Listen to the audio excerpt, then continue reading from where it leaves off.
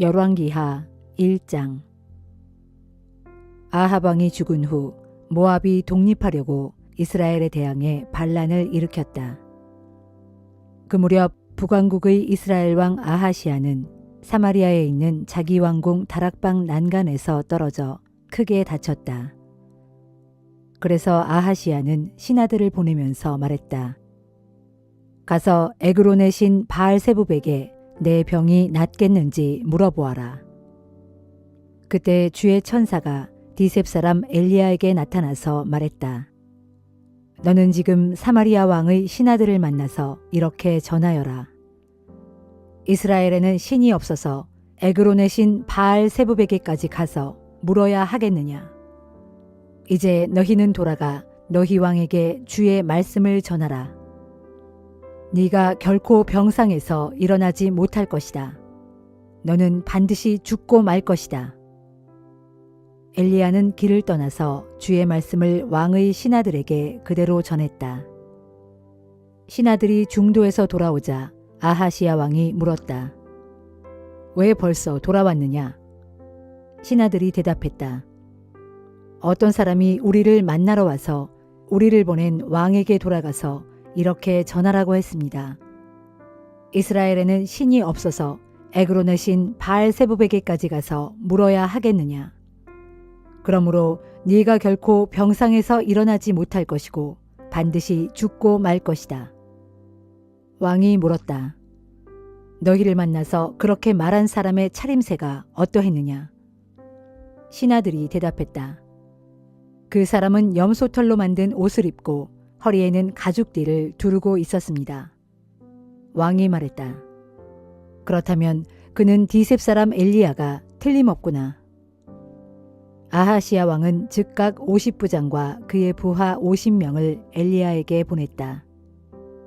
50부장이 엘리야가 앉아있는 산꼭대기로 올라가서 그에게 말했다. 하나님의 사람이여, 왕의 명령이니 어서 내려오시오. 엘리야가 50부장에게 말했다. 내가 하나님의 사람이라면 하늘에서 불이 내려와 너와 네 부하 50명을 태워버릴 것이다. 그러자 하늘에서 즉시 불이 떨어져 50부장과 그의 부하 50명을 모두 태워버렸다. 아하시아 왕은 다시 엘리야에게 다른 50부장과 그의 부하 50명을 보냈다. 50부장이 엘리야에게 말했다.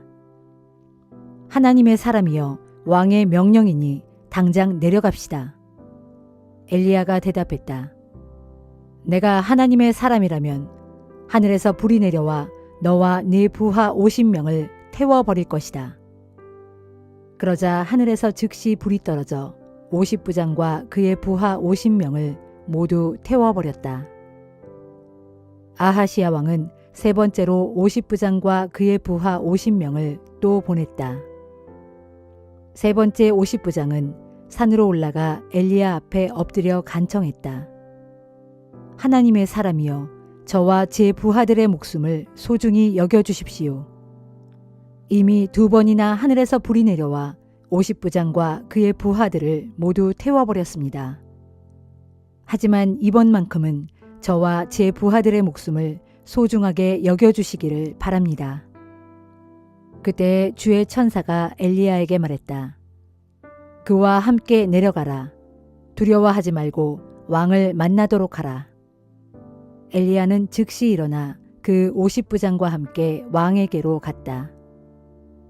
엘리야가 아하시아 왕에게 말했다. 주께서 왕에게 하시는 말씀을 들으시오. 너는 이스라엘에 신이 없어서 에그론의 신 바알세부백에까지 가서 물어야 하겠느냐. 그러므로 네가 결코 병상에서 일어나지 못하고 반드시 죽고 말 것이다. 엘리야가 전한 주의 말씀대로 과연 아하시아 왕이 죽었다. 그에게는 아들이 없어서 그의 동생 여호람이 아하시아의 뒤를 이어 이스라엘의 왕이 되었다. 때는 여호사밧의 아들 여호람이 남왕국의 유다를 다스린 지 2년째 되던 해였다.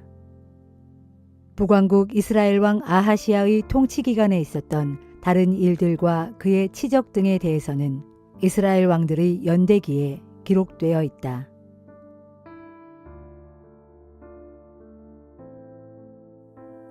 데살로니가 후서 1장. 바울과 실로아노와 디모데는 하나님 우리 아버지와 주 예수 그리스도 안에 있는 데살로니가 지역의 교회에 이 편지를 보냅니다.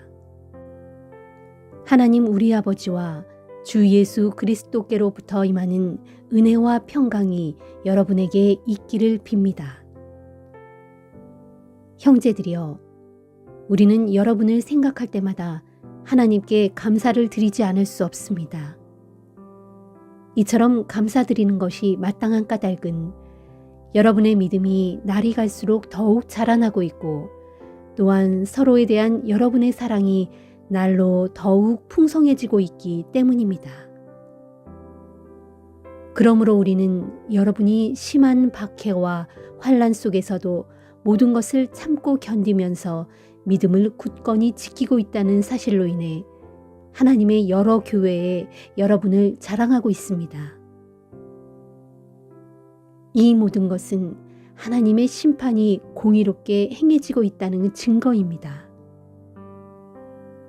왜냐하면 여러분은 그런 고난과 핍박으로 인해 하나님 나라에 들어갈 합당한 자격을 갖추게 될 것이기 때문입니다. 그렇습니다. 여러분은 참으로 그 나라를 위해 지금 온갖 고난을 겪고 있습니다.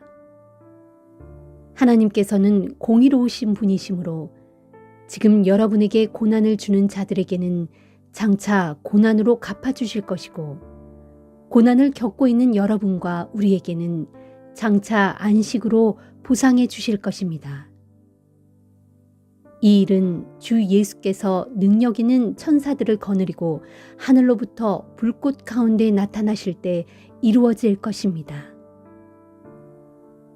그때에 하나님께서는 하나님을 알지 못한 자들과 우리 주 예수의 복음에 순종하지 않은 자들에게 두려운 형벌을 내리실 것입니다.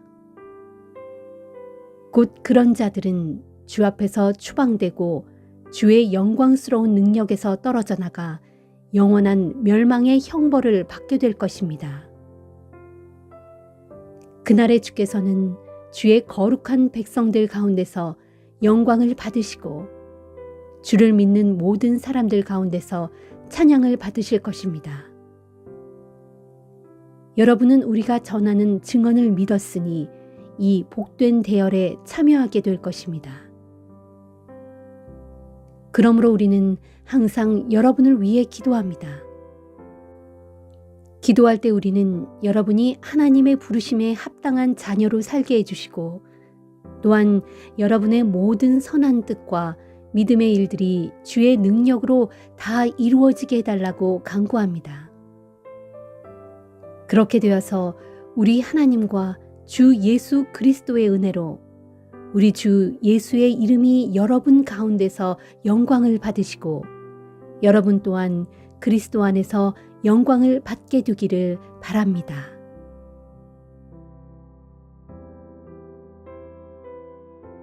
다니엘 5장. 바빌로니아 왕 벨사살이 큰 잔치를 베풀고 귀한 손님 1,000명을 초대하여 그들과 더불어 술을 마시고 있었다. 벨사살 왕이 한창 술을 마시다가 명을 내려 선왕 느부갓네살이 오래전에 예루살렘 성전에서 가져온 금잔과 은잔을 궁중 창고에서 꺼내오도록 하였다. 그것은 벨사살 왕이 잔치에 참석한 귀족들과 왕비들과 후궁들과 함께 그 잔들로 술을 마시기 위해서였다. 왕의 명령에 따라 신하들이 즉시 달려가 예루살렘에 있는 하나님의 성전에서 가져온 금잔들을 왕 앞으로 꺼내왔다. 그러자 벨사살 왕은 귀족들과 왕비들과 후궁들과 함께 그 잔들로 흥겹게 술을 따라 마셨다. 그들은 그 잔들로 술을 따라 마시면서 금과 은과 청동과 쇠와 나무와 돌로 만든 자기들의 각종 신들을 찬양하였다. 그때였다. 갑자기 사람의 손가락 하나가 허공에 나타나더니 왕궁의 촛대 맞은편 석고 벽 위에 글자를 쓰기 시작했다. 하얀 석고 벽면은 맞은편 촛대의 불빛으로 매우 환하였으므로 벨사살 왕은 그 손가락이 글자를 쓰고 있는 광경을 똑똑히 볼 수 있었다. 그 광경을 보고 왕은 흥겹던 낯빛이 순식간에 변하여 그 얼굴이 창백해졌고 마음이 고통스러웠으며 큰 공포에 사로잡혀 넓적다리에 힘이 풀렸고 두 무릎이 부딪히도록 부들부들 떨었다. 왕은 크게 소리를 질러 주술사와 점성가들과 점쟁이를 얼른 불러오라고 다급하게 독촉했다. 마침내 바벨론의 모든 지혜자들이 들어오자 왕이 그들에게 말했다. 너희들 중에 저 글자를 읽고 그 뜻을 해석할 수 있는 자가 있느냐? 누구든지 그 해석을 내게 알려주는 자에게는 자주색 옷을 입혀주고 금목걸이도 목에 걸어주겠다. 또 그를 높여 이 나라에서 세 번째로 높은 자리에 앉혀주겠다. 그때의 왕실의 지혜자들이 모두 그 자리에 있었지만 아무도 그 글자를 읽지 못했고 따라서 그 해석을 왕에게 알려주는 자가 없었다. 그러자 벨사살 왕은 마음이 심히 답답하고 두려워 얼굴빛이 더욱 창백해졌다. 왕과 함께 있던 모든 귀족들도 다 놀라며 어쩔 줄 몰라 했다. 그때 태우가 왕과 귀족들의 말을 듣고 잔치가 벌어진 곳으로 들어섰다. 태우가 왕에게 말했다. 왕이여 만수무강하소서. 왕은 너무 근심하거나 놀라지 마소서. 진정하시고 마음을 가라앉히소서. 왕이 다스리시는 이 나라에는 거룩한 신들의 영을 받은 이가 있습니다. 그 사람은 오래전 선왕 때부터 있던 자로서 아주 지혜롭고 분별력과 통찰력이 있어서 마치 신들의 지혜를 가진 듯합니다. 그렇기에 선왕이신 느부갓네살 왕께서도 그 사람을 높이 세워 바벨론의 모든 마법사와 주술사와 점성가와 점쟁이들의 우두머리로 삼으셨습니다. 그 사람의 이름은 다니엘입니다. 선왕께서는 그 사람의 이름을 벨드사살이라 고쳐 부르셨는데 참으로 그 사람은 아주 명석하고 놀라운 지식과 통찰력이 있어서 꿈을 해석하는 일이나 수수께끼를 푸는 일, 그리고 아주 비밀스러운 일까지도 모두 알아내곤 하였습니다. 그러므로 이제 왕은 다니엘을 부르소서. 그리하시면 그 사람 다니엘이 저 글자를 읽고 그 뜻을 해석하여 왕에게 알려줄 것입니다. 다니엘이 즉시 불려와 벨사살 왕 앞에 서니 왕이 다니엘에게 물었다. 그대가 내 선왕께서 유다에서 포로로 사로잡아온 그 다니엘이란 사람이요? 내가 그대에 관한 이야기를 들었소. 그대 안에는 거룩한 신들의 영이 있어서 그대에게는 남다른 놀라운 지혜와 깊은 통찰력과 분별력이 있다고 들었소. 지금 내가 바벨론의 모든 지혜자들과 주술사들을 불러들여 저 벽에 쓰인 글자를 읽고 그 뜻을 해석하여 내게 알려달라고 그들에게 일렀으나 그들 가운데서 그 글자를 읽고 해석할 수 있는 자가 아무도 없었소. 그런데 그대는 어떤 비밀스러운 것들도 다 해석하고 모든 수수께끼들도 다 푼다고 들었소. 그러므로 이제 그대는 저 벽에 쓰인 글자를 읽고 그 뜻이 무엇인지 그 해석을 내게 알려주시오.